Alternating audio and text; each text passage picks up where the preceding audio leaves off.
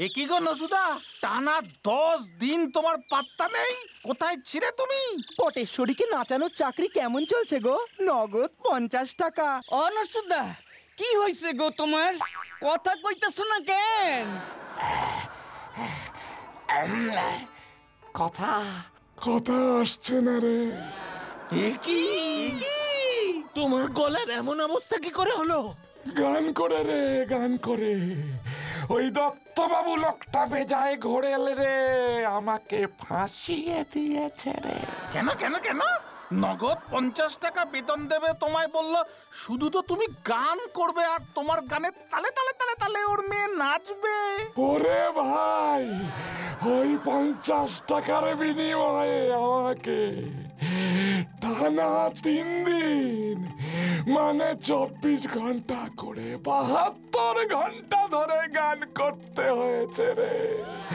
সেমের নাচ তো থামতেই চায় না, ঘুরে ঘুরে নেচেই চলেছে, নেচেই চলেছে, নেচেই চলেছে। আর তুমি চিৎকার কইরাই চলছো, চিৎকার কইরাই চলছো।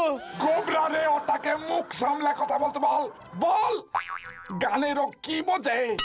What no?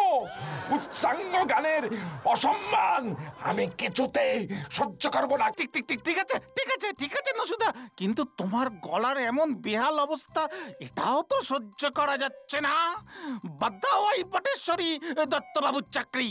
গলা ভালো থাকলে এমন 50 টাকা অনেক রোজগার করতে পারবে তুমি। না রে গোবরা, 50 রুপিস অত সহজে ছাড়লে চলবে না রে। না না না না না না না না, বিখ্যাত হতে গেলে এমন অনেক কষ্ট সহ্য করতে হয় রে। ঠিক, একদম ঠিক কথা কইছো।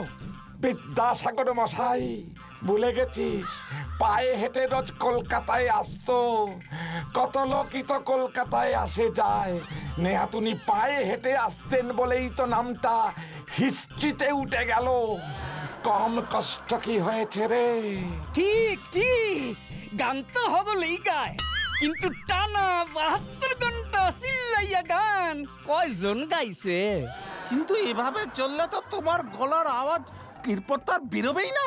ওরে ওরে, 50 রুপিসও পকেটে আসবে, আবার গানও গাইতে হবে না।